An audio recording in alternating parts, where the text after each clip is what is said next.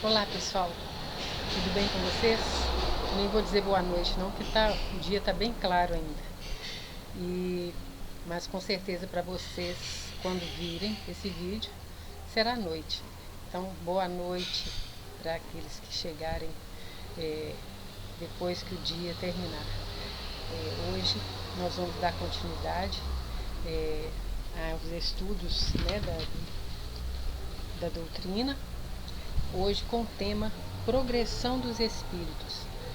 Vamos primeiro pedir a Jesus e aos bons espíritos que nos protejam, que nos auxiliem nessa tarefa de transmitir esses ensinamentos,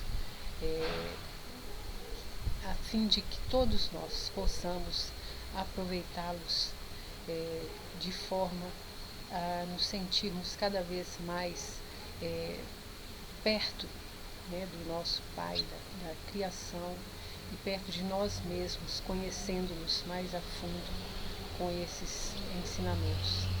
Que a paz também nos envolva hoje e sempre. Bom, essa progressão dos espíritos, lá na lápide, né, do Allan Kardec, lá na França, na lápide do túmulo dele, ele escreveu, né, ele fala assim, um epitáfio, né, dele, do túmulo, é nascer, morrer, renascer, nascer, morrer, renascer e progredir sempre. Tal é a lei. Então, o progresso, ele está íncito, né, nessa doutrina espírita. Falar de doutrina espírita é falar de progressão, de progresso, porque o progresso ele alcança tudo, como nós vimos anteriormente. Então, lá na questão 114, Kardec vai perguntar para os espíritos: os espíritos são bons ou maus por natureza, ou são eles mesmos que se melhoram? Bom, a doutrina espírita, ela nos ensina o quê? Que Deus criou a todos os espíritos, e cria, que ele continua ainda criando, simples e ignorantes. Então, na sua simplicidade maior e sem nenhum saber, a fim de que ele possa, por si mesmo, né, na medida que ele recebe uma missão de Deus, né, e para que ele vá se esclarecendo e se aproxime do Criador. Então, ele se aproxima do Criador e chegando à perfeição. Então, é através do conhecimento da verdade, né? Ele conhecereis a verdade vos libertará. Vos libertará de quê? Do jugo, né, da carne, da matéria, do jugo das reencarnações sucessivas, das provas e das expiações.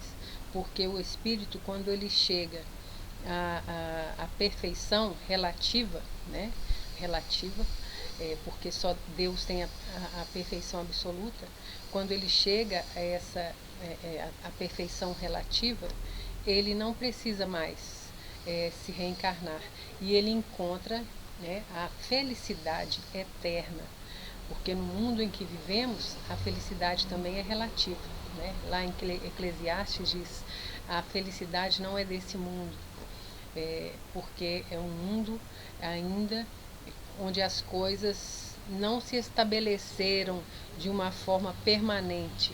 Então, o que hoje é bom, amanhã pode não ser. E assim somos nós, vamos caminhando, né, na direção de Deus.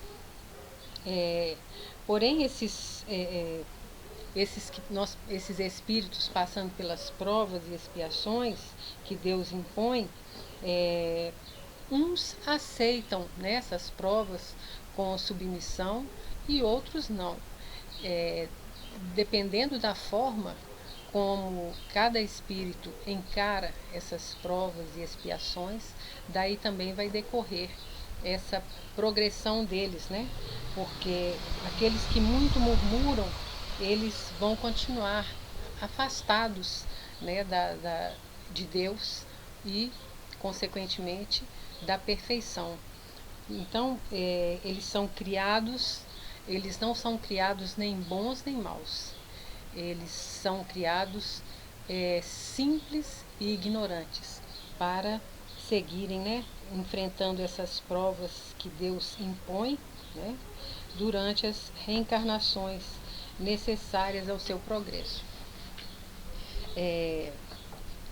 E essa passagem dos espíritos pelo mundo material, pela vida corporal, ela é necessária para que eles possam cumprir, né, essas provas, porque no plano espiritual o espírito ele pode aprender, né, ele continua o aprendizado dele, mas é na carne que ele vai ser testado realmente no que o seu espírito fixou, né, e no uso do seu livre-arbítrio, porque para Deus não existe privilégio, ele não privilegia ninguém, né? Ele sendo soberanamente justo, ele distribui igualmente para os seus filhos, né? Então ele estabeleceu para todos o mesmo ponto de partida, a mesma aptidão, as mesmas obrigações a cumprir e a mesma liberdade de proceder. Não existe privilégio na lei de Deus. As suas leis são soberanamente boas, como ele próprio é, né? Porque as suas leis falam dele, né? Então esse livre-arbítrio, ele nos é imposto, né? E da forma como realizarmos essas escolhas, essa liberdade de escolha que nos é dada, daí vai decorrer se eu tenho preparo para seguir adiante, ou se eu preciso ainda mais adquirir responsabilidade sobre as minhas ações conscientemente, né? Desde que eu me torne uma pessoa consciente dos meus deveres, dos meus direitos, e faça as escolhas pensando não somente em mim, mas pensando na coletividade, eu vou então diminuindo o egoísmo, né, de pensar só em mim mesmo, e me achar melhor do que todos, porque somos todos dentro da lei de Deus, né? O que é justo na lei de Deus é que aquele que encara que todos têm os mesmos direitos e os mesmos deveres. Ninguém é melhor do que ninguém. Então, na medida que a gente vai compreendendo isso, a gente vai aprendendo a utilizar o livre-arbítrio, essa liberdade de escolha. Quanto mais eu desenvolvo esse senso de responsabilidade e de consciência, mais responsável eu sou, né? Existem, né, na escala espírita, diferentes ordens de espírito. Então, os espíritos passaram para Kardec essa escala de progressão. Dentro dessa escala, 3 categorias principais. Elas foram escolhidas de uma forma a atender o racional, né? Mas dentro de cada categoria dessa tem uma infinidade, né, de categorias. Não é assim certinho, não tem limite, um limite determinado para isso. Então é uma forma assim, dentro de uma categoria, vai lá aquele monte, né? Então, como diz, ele faz uma analogia aqui com as cores do arco-íris, né? Então você vê as cores do arco-íris e aquelas cores ali, quando vai passar de um tom para outro, ele muda a tonalidade, né? Vai ficando mais. Então é assim, dentro dessas diferentes ordens, né, de espíritos dessa escala, também não existe uma coisa ali fechada, não são determinadas, vai subindo ali na escala, assim como lá nos reinos, né? Então, quando atinge o grau máximo dentro daquilo ali, ele passa para outro. Assim, são os espíritos também nessa progressão, né? Na medida que eles vão cumprindo ali o que está determinado para que ele faça o aprendizado e a verdade que ele descobre, né? Vai se libertando das imperfeições e abrindo o campo para as qualidades, né? As qualidades, as virtudes que Deus criou a todos como ali que está ali guardado ali como uma semente, né? Que vai brotando e vai se formando.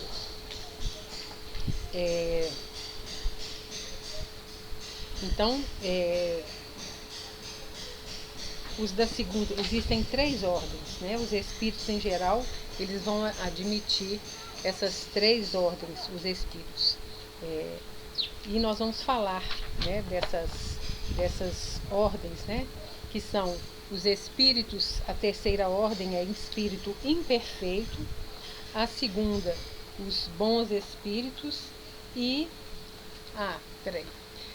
existem as ordens principais e dentro dessas ordens principais tem as categorias ali, né? As subdivisões dentro de cada ordem, que também elas têm aquelas nuances que a gente falou ali. Então, a terceira ordem, né, que estava lá dos espíritos imperfeitos, são 10 categorias. Então, a 10ª são os espíritos impuros. Esses espíritos, eles são inclinados ao mal. Eles não são bons conselheiros, porque eles dão maus conselhos. Se eles são inclinados ao mal, normalmente eles gostam da discórdia, de espalhar a discórdia, a desconfiança, e usam, né, de todas as formas para ludibriar, se fazendo de bons muitas vezes. Ligam-se aos homens de caráter bastante fraco para cederem às suas sugestões. Então, aí entra, né, o livre-arbítrio, né?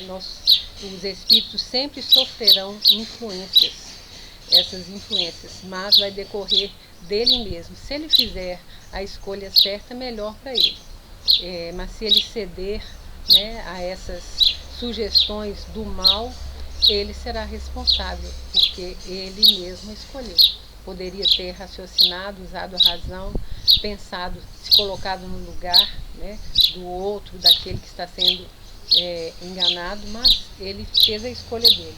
E assim nós vamos fazer muitas vezes escolhas erradas, mas tudo tem consequências. E nessas consequências, muitas vezes a gente refaz a caminhada e endireita o passo. Então, alguns povos arvoraram em divindades maléficas, outros os designam pelo nome de demônios, maus gênios. Então, daí surgem, né, o diabo, o demônio, espíritos do mal, enfim. A 9ª classe são os espíritos levianos. Eles são ignorantes, são maliciosos, zombeteiros, né? Não refletem sobre o que eles fazem. São impulsivos, não querem nem saber se vai ter consequência, não vai, eles agem por agir. Eles se metem em tudo, respondem a tudo. Isso, segundo Kardec, quando estavam lá fazendo organizando a codificação, né? Então ele ficou entendendo todos os tipos de espírito poderiam entrar nessas categorias aqui. Eles são, essa classe pertence aos espíritos vulgarmente tratados de duendes, trasgos, gnomos, diabretes, enfim. A 8ª classe é espíritos pseudo-sábios. Eles têm conhecimentos bastante amplos, mas eles acreditam que realmente eles sabem tudo. E eles tendo realizado progressos sob diversos pontos de vista, a sua linguagem aparenta um cunho de seriedade e de natureza que vai iludir a pessoa. Então usam determinadas palavras, né, muito rebuscadas às vezes, mas por trás daquelas palavras belas e bonitas estão inverdades, né, estão mentiras. Esse Kardec dizia que é melhor, não foi Kardec, foi o Espírito de Verdade que disse isso, é melhor você descartar 10 verdades do que aceitar uma mentira. Então, no meio ali daquela coisa toda, pode ser muita verdade, mas está lá semeada a mentira no meio. Então, diz que as piores, né? Porque a pessoa aceita aquilo e transmite adiante. A 7ª classe, espíritos neutros. Eles não são nem bastante bons para fazer o bem, nem bastante maus para fazer o mal. Eles estão dos dois lados ainda, né? Eles têm as duas tendências. Podem estar mais propensos ao bem, ora também fazem as escolhas erradas, estão fazendo mal também.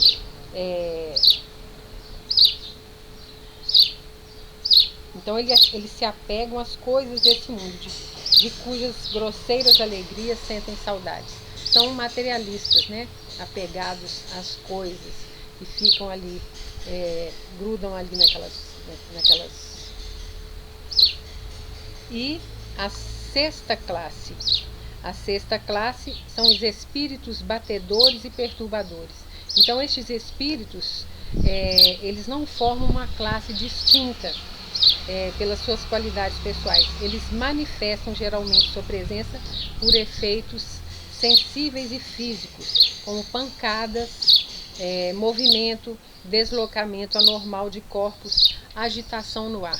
Então foram aqueles que lá no início, né, das mesas girantes, eles faziam aquela barulheira toda, eles eram usados pelos espíritos superiores para fazerem o trabalho de bagunça, vamos dizer assim, tudo dentro da vontade de Deus. Então eles são usados para isso. Lá na 2ª ordem, os bons espíritos. A 5ª classe são os espíritos benévolos. Então a bondade domina nesses espíritos benévolos, né? Mas eles ainda têm um conhecimento limitado e eles hão progredido mais moralmente do que intelectualmente. A 4ª classe, espíritos sábios, eles têm um conhecimento bastante amplo, eles têm amplitude nos conhecimentos, preocupam-se menos com as questões morais, porque, na verdade, as questões de natureza científica é que eles têm mais aptidão, mas eles jamais são dominados por questões, por paixões próprias de espíritos imperfeitos. Então eles estão, as questões científicas, aquelas de natureza útil, né, que vai servir de alguma coisa, que vão ter utilidade. Então eles se ocupam dessa parte. Há os espíritos de sabedoria na 3ª classe. Então as qualidades morais da ordem mais elevada os caracterizam. Então eles não possuem ainda conhecimentos ilimitados, mas têm uma capacidade intelectual que faculta eles ter um juízo reto sobre os homens e as coisas. Então eles têm a bondade dentro deles, então eles não julgam, compreendem mais o ser humano, porque eles também compreendem-se como esses que, como nós, caminharam por essas estradas pedregosas. A 2ª classe, espíritos superiores, esses em si reúnem ciência, sabedoria e bondade. a linguagem que eles empregam exala benevolência, é invariavelmente digna, elevada e muitas vezes sublime, né? E sua superioridade os torna mais aptos a darem noções mais exatas sobre as coisas do mundo incorpóreo, né?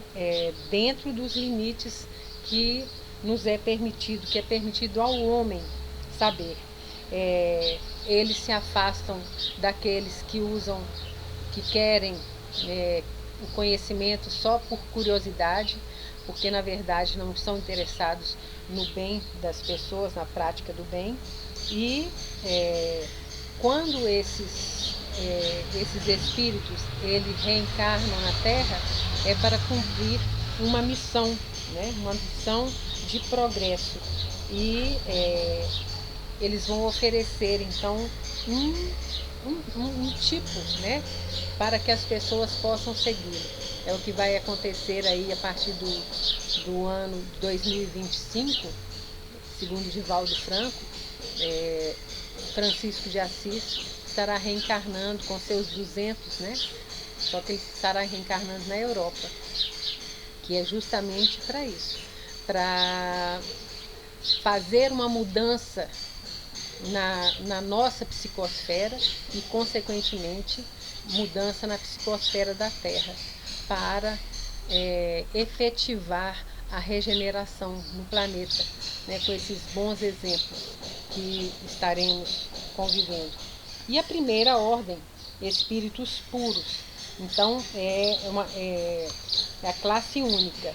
Os espíritos que acompanham já percorreram todos os graus da escala e se libertaram de todas as impurezas da matéria e alcançaram essa soma de perfeição que é suscetível à criatura, a perfeição absoluta, né? Então, como dizia Jesus, eu e o Pai somos um.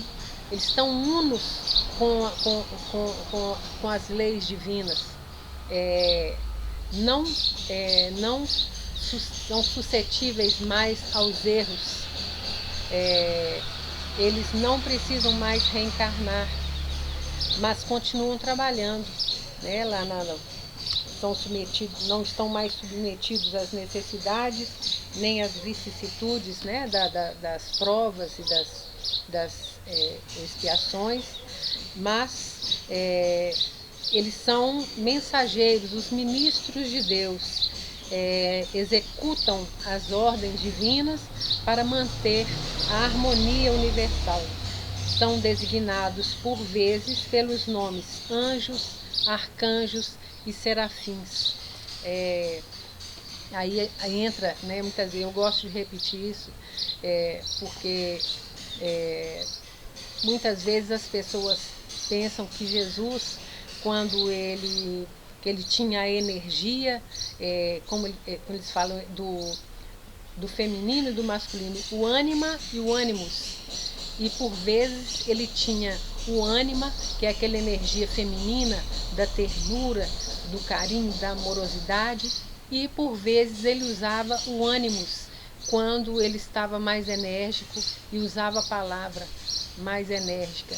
Mas essa energia que ele usava não quer dizer que ele sentia raiva, como nós, quando a gente vai ralhar, vai passar uma reprimenda em alguém, a gente sente raiva.